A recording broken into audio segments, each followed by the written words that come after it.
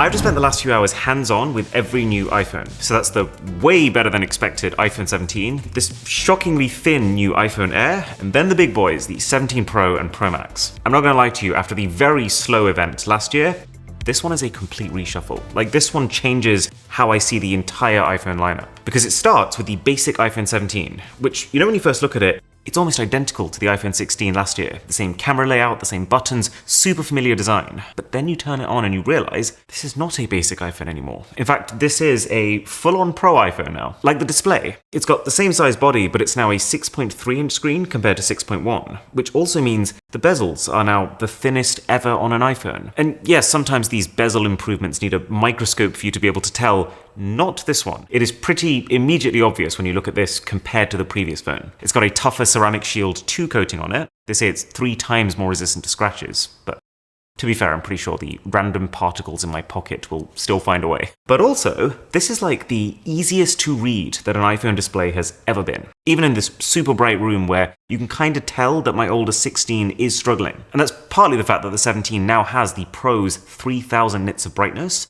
but it also has an anti-reflective coating, which we've never had on an iPhone. So have a look here. You know where the light is hitting the screens? Can you see how there is a little bit less of a visual interruption from it now? And it's all topped off with ProMotion, meaning that this is now a 120Hz display that can also go all the way down to 1Hz for the always-on mode. And I mean, on one hand, they had to do this eventually. You know, we've given the iPhone like a once-a-year annual roasting session every time Apple has announced a new phone that still happens to have a 60Hz display. But then on the other hand, it's just so un-Apple to actually release a Pro-branded feature on the base iPhone. Some part of me still thought that this phone would forever be doomed because the kinds of people buying it just wouldn't care about 120Hz. I've never been more glad to be wrong. The cameras are better too. The ultra-wide has gone from 12 megapixel to 48, which is in line with the Pros, and that will also improve your close-up macro photography because it uses the same camera, with also this ability to record from both the front camera and your rear cameras at the same time. I don't really know what this is for. Like, I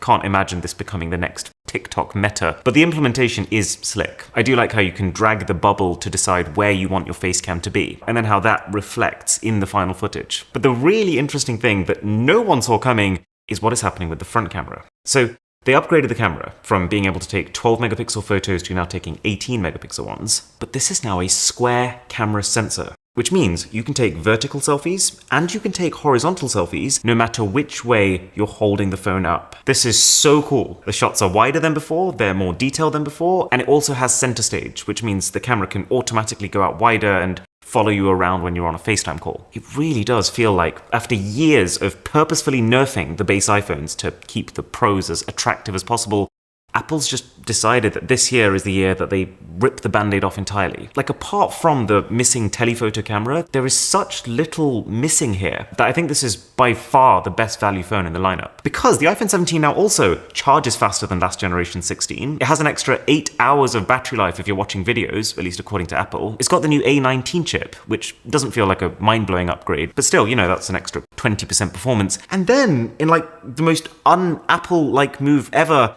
they upgraded the storage to 256 gigs from 128. And the moment they said that, I was so sure, like I'd already started writing that they were going to bump the price up to $899, but they didn't. This is the same $799 starting price as last year. Honestly, if I'd bought an iPhone 16 at full price, I'd be crying right now. But then we've got the completely new $999 iPhone Air. And this is where things get very interesting. So this is Apple's latest attempt at filling that awkward middle child slot in their lineup. In 2020, they made the iPhone mini, but then realized that no one wanted mini phones. Then in 2022, they changed that for the Plus, which failed too because it just didn't do enough differently. So instead of shrinking or stretching, Apple's decided that now it's time to try flattening. And like, I'm going to be honest with you, this phone absolutely creates an impression. Like, the first time I picked the thing up, my mouth involuntarily formed a silent O as I truly came to terms with how, at 5.6 millimeters, this is thinner than any previous iPhone. This is thinner than Samsung's ultra-slim Galaxy S25 Edge.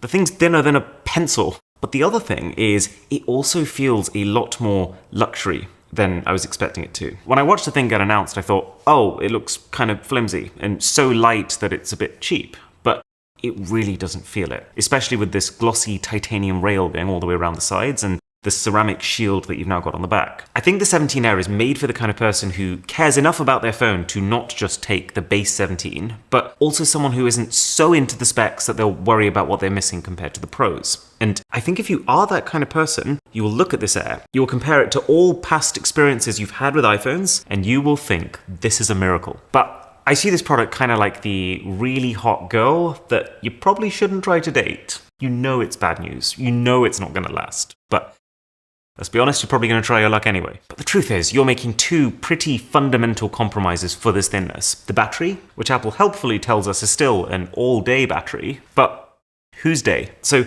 this is a smaller battery than you get on every other iPhone released this year. And it doesn't exactly reassure me that Apple has specifically made a MagSafe power bank designed to slip onto the Air, and that when they quoted the battery life of the Air, they quoted the figure that assumed you had this battery pack attached. But then, according to Apple, because of all the efficiency improvements of their new A19 chips and this new N1 chip that handles Wi-Fi and Bluetooth and AirDrop, that this tiny sliver of a phone has the same battery life as the 16 Pro. I mean, if that's true, that is absolutely bonkers. I will start prepping the battery test immediately. But sadly, it's not just battery. You're also getting slower charging. You're only getting one speaker, which is really poor in 2025. And then the other big one is you're also losing the ultra-wide camera that you would have had on the normal iPhone 17. And yeah, the one camera you do get is a decent 48 megapixel sensor, basically the same as the one on the 17. But this does mean this is a single rear camera on a $1,000 phone in almost 2026, which,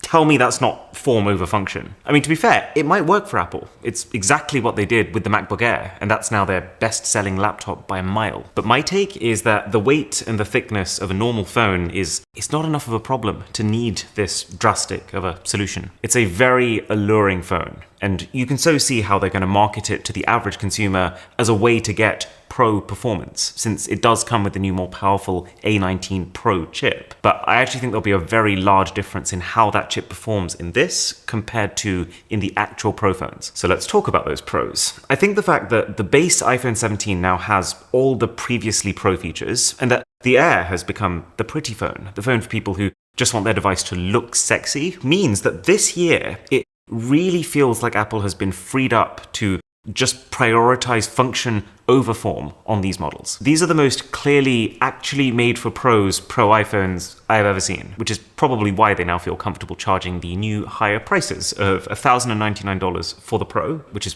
pretty much the highest amount anyone is charging for a non-XL size device, and then $1,199 for the Pro Max. So there's a few ways you can see this function-first approach in action. Like the first is, these are thicker. Both the 17 Pro and the 17 Pro Max, they're almost 8% thicker than their previous counterparts, which is by its nature less stylish, but you know what makes a phone truly beautiful? It is just having a big, fat battery on the inside. And that these do. Apple's saying you'll get up to 33 hours of battery on the 17 Pro, which is a very healthy jump from the 27 on the 16 Pro, and then 39 on the Pro Max this time. All while having the side effect that I'm absolutely sure Apple has thought through of making the Air look even thinner when you hold them side by side. But there's more. You'll also notice these Pros look very different to last year's. Again, there is functional reason. You might know that for a long time now, pretty much every smartphone has had metal all around the sides and then a glass sheet across the back, because you can still wirelessly charge your phone through glass. But there's a problem.